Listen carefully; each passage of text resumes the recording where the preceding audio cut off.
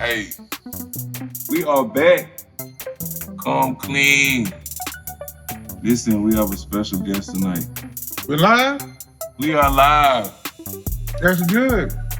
Serious. The Godfather and Serious. Together. Who would ever thunk it? Thank you.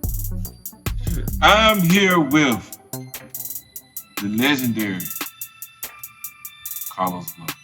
The Godfather of Crunk. I'm here. You know we got Crunk Incorporated, but I'm saying before Crunk Incorporated, you gotta understand what's going on with this guy.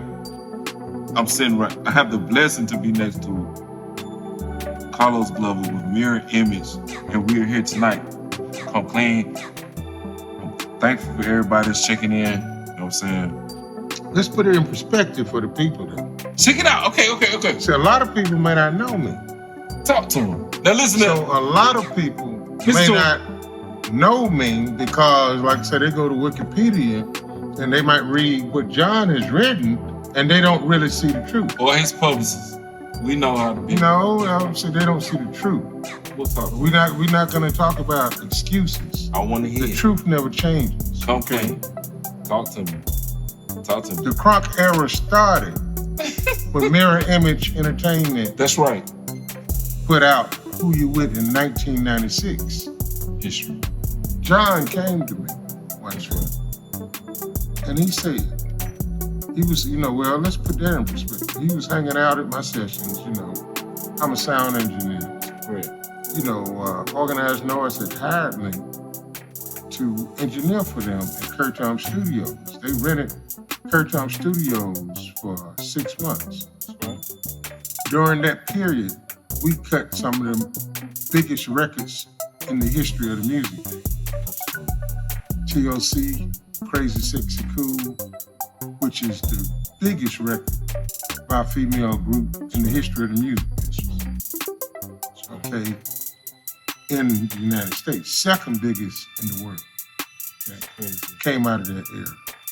Benz and Beamer, New Jersey Drive soundtrack. High Learning soundtrack. Rico, these are songs where Rico Wade wanted to step up and actually show that he had chops on the MP and he could, be more than the mouthpiece. How did you start with him? Remember? Well, but see, Rico, they go back, that's what I'm saying. Let's not jump too quick. Because see, all these people are like my children. That's right. Organized Noise, used to come to the studio. Curtis Mayfield's son, was running the studio at the time. Todd started a record label called Conquest Records. He did a compilation that included groups like Je ne sais quoi. Snowman, a song called Money, which eventually was used in the soundtrack for a movie, starring Wesley Snipes. They would come by, Organized Noise, Rico Ray, and at this time, all their productions were all samples. When they started Outkast, they came to me one day and they said, man, you got to hear this, we got something new. We got a record with all live instruments on it. I told them, I said, that's how we always cut records. But to them, this was something new because they started in an era where sampling was the way, digging into crates. That's how you do it. And and I just saw Rico speak on it on the internet, on IG, on somebody's post. He talked about it and he did it very accurate. Because what they had started doing was they started with a sample, but used live instruments to play around the sample to capture the essence of what was there and embellish upon it. And that was the uniqueness of their style. And you had a big part of it. Well, I played my part. I was the engineer, but I also played all the instruments. So what would happen is, we would spend hours and hours, in the studio. So I would be sitting there, bored to death, waiting on them to, to do something, to create. And I say, well, give me the guitar, give me the bass. I'll play you see. And that's how I wound up playing on so many records, for organizers. Because really, strictly out of board. I'm sitting there, nothing to do. Just cooling, just sitting back. Well, just, vibing, trying to be a part. That was like a melting pot. A lot of big records came out of that era. At the same time, I'm working at Kayla Studios. I'm doing MC3. Over there, I'm recording, Tupac. He was doing records with Breed. I'm recording, all Too Short. I saw Jazzy, how you introduced Jazzy to that whole scene of everybody in the city. He come dealing with you in your studio.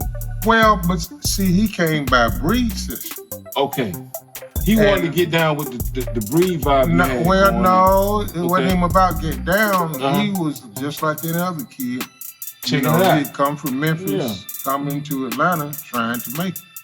At the time, when Babyface in LA moved to Atlanta, it changed the whole music scene here.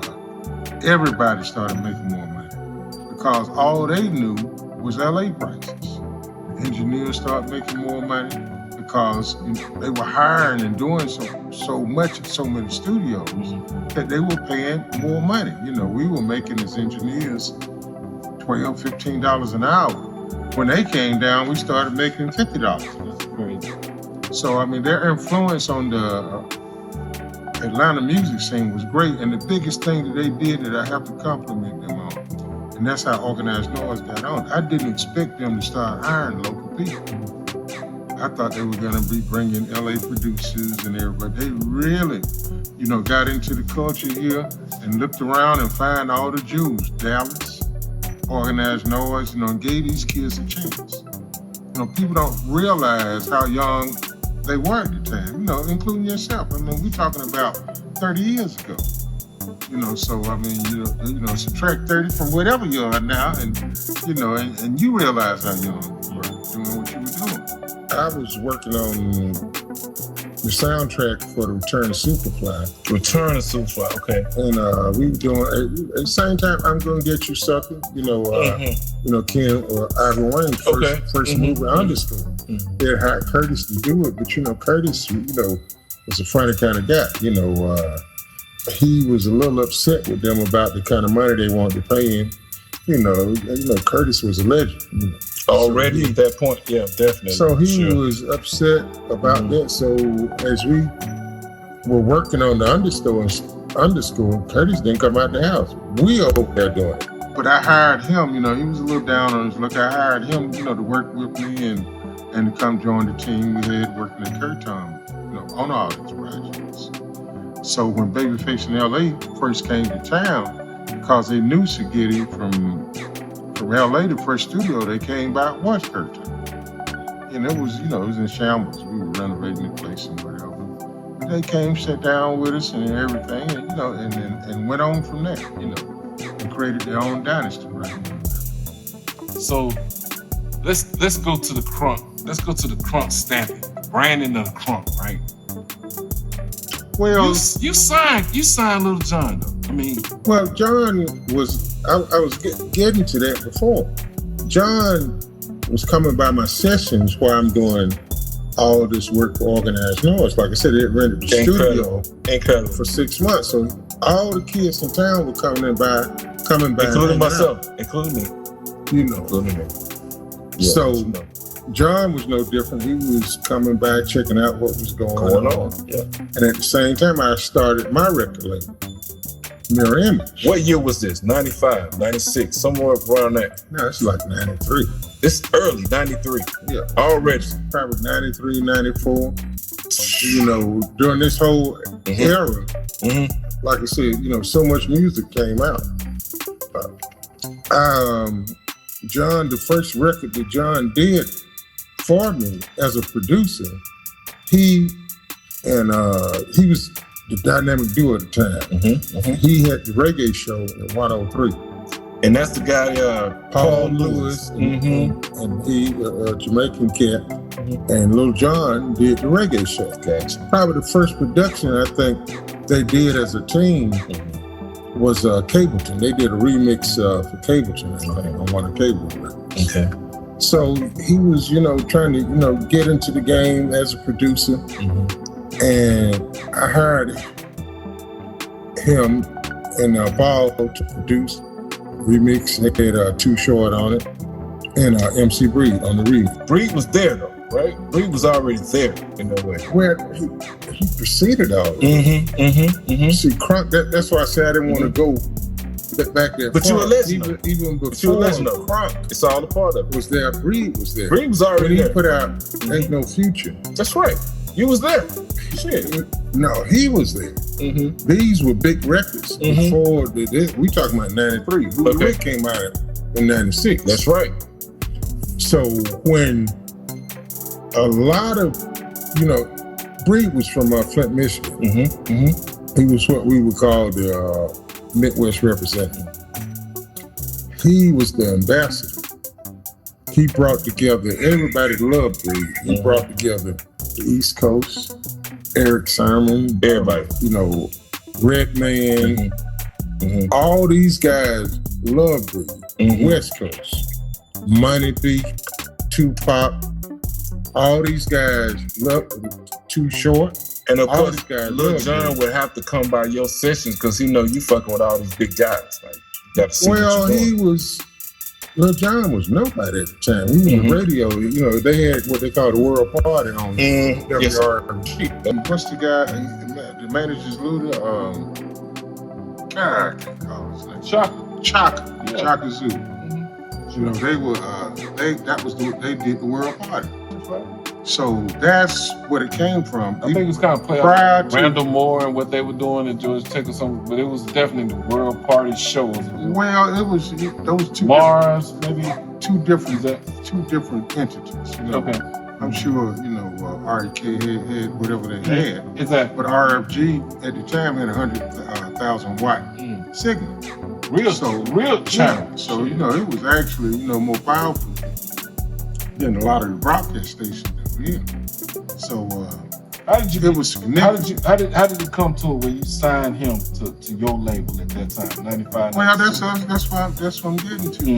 When he did the remix for Pimpin' in the South. I liked, what he did, and we gave it a shot. We put the record out. But quickly thereafter, we took the record off the marketplace because it was, well, not yet. We didn't take it off yet. Not till we did.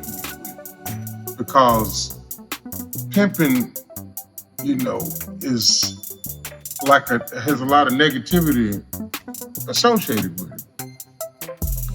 So John came to me one day and he said, "Man, I got this chant that we do, and we do it at the gate. And when we do it, the crowd goes wild." I say, "The gate, I just gone to a Too Short concert there, and we're talking about 4,000 kids in a frenzy. Crazy. The atmosphere, right? It was incredible." Absolutely incredible. So I say, anything that's moving those kids over there, I want to do it. Oh, yeah. So he came by, brought me the idea. I set it up. We went to Kayla and we recorded. And the rest is history. But almost immediately he came back and said, "You can't do the record." I say, "John, why not?" You see, it's a group called Third Leg that's accusing me of stealing the idea. Third Leg. Now, I say Third Leg, I've never heard of them. So who are these guys? He said, "Well, it's a guy named Cooley C that's produced for him." I said, "I know Cooley. Tell him to come in the studio." So I invited him to come to Kayla. We sat down, listened to what we had, and he listened to it, and he said, "Nah, that's not at all like what we had." He gave us his blessing, and the rest is history. But John, it almost didn't happen because of that. John was very reluctant because he was A&R director for So Def at the time. So Third Leg record had come across his desk as A&R director. So he was real sensitive to that fact. that he didn't want it. But come to find out years later, ironically, I'm at my secret spot. That's where I record now. And Big Sam with the East Side Boys was there. And he said, man, I want to apologize. And this was maybe like 4 years ago. I was like, apologize for what? He said, man, I thought you had something to do with it. I say, do with what? Talk to me, man. What is that? He said, well, you know, the idea for who you with was mine. He said, me and some of the kids from our neighborhood and Player Pancho, we all came up with that and we used to do it, and that's where it came from. He said, John came to him, we were doing it at the gate. You know, it's the Sam talking. He said, we were doing the chant and doing the song at the gate, and John came to me and he said, man, that's bad, man. What song is that? I told him mine. And John said, we need to do something.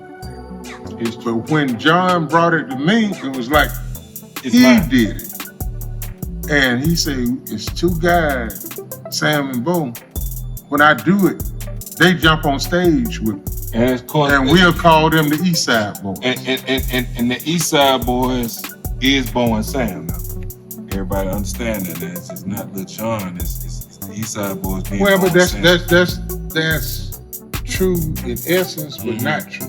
Mm-hmm. When I signed John, the contract said Jonathan Smith. That's right. PKA East Side. I only signed John. So because of how he brought the idea to me.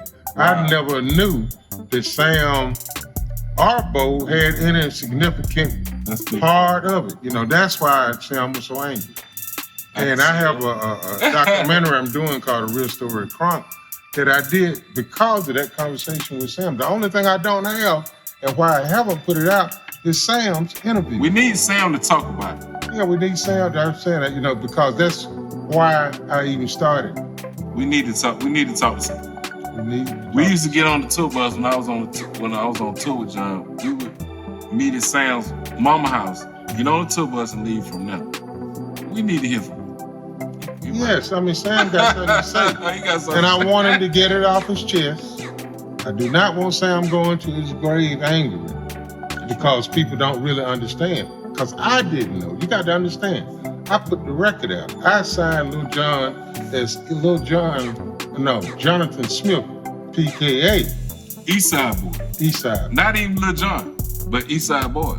Right, but no, professionally known as Jonathan Smith, you know, professionally known as, and also known as East Side. That's crazy. John was actually the East Side Boys. So when it came down to it, once the record came out and got popular, John still hadn't signed. Look, it's deeper than that.